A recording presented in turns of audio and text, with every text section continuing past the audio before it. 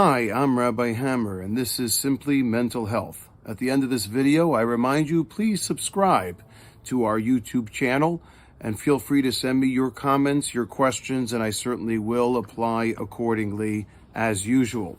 Today I want to discuss a question: does school affect mental health?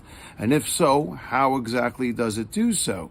Well, it would seem to be rather obvious that school plays a major impact on one's mental health, certainly a child's and adolescent's mental health, considering that they spend the majority of the average day in school. And therefore, there's no question that it can have a major impact on them.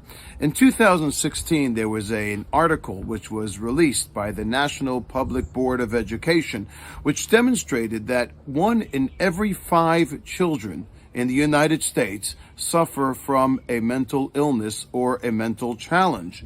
In addition, that means practically that in a classroom of 25 children in school, 5 of those children will be suffering from a mental challenge.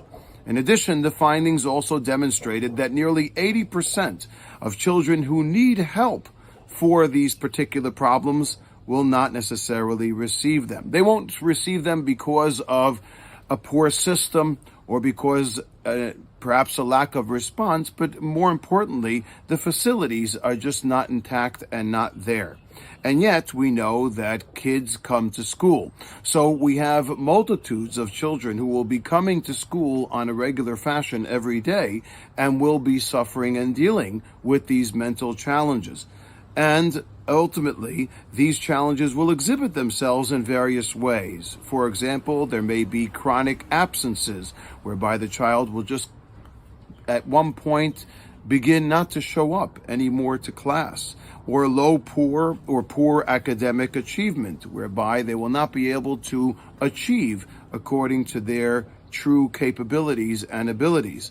A disruptive behavior in the classroom, and ultimately it can result in dropping out of school itself. So all of these are chronic problems that need to be addressed.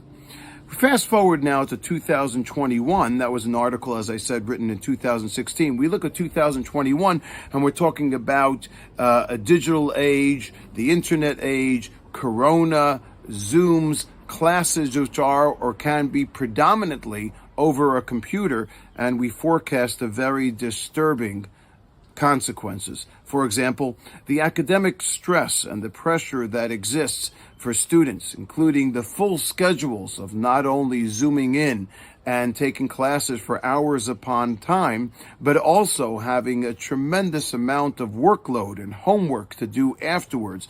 These stresses for academic achievement, the ability for them to pursue higher education as a result of what appears only their grades, as opposed to personality or their love or their friendship or their communicative skills, that is not necessarily considered anymore as much as their academic achievement. And for that reason, this can contribute, certainly, those pressures to anxiety, poor sleep. Poor sleep certainly results in poor relaxation, and as a result of poor sleep and poor relaxation, there is poor achievement. And so in this digital age, while there's no question that we can tout great facilities that one has, the ability to view the internet and the resources that many of children have at their fingertips today, the ability to know so much from Google and so on and so forth, and yet at the end of the day, at the end of a Zoom class, the child may be embarrassed to or may not have the know-how to simply ask his teacher frontally a question. And they may decide to consult the internet as an alternative. Well, this alternative is poor because it certainly consumes a child, their lack of ability in communicative skills, their lack of communicative opportunities to discuss, to converse, to feel a human touch, to have human encouragement that you can achieve. I'm here for you. I'll help you. I'll assist you. We'll be able to overcome, and so on and so forth. These human cues are not necessarily there. And therefore what can happen is that a student can become consumed or completely engrossed by an internet environment by a technological environment, and that is not necessarily the most healthy environment for a child to be in. The online portals, the ability to log in and to produce more work or to send in the homework and so on and so forth, and email correspondences, this too can add to a consumption of pressure that a child can feel even at a very young age in today's digital age, and that becomes problematic.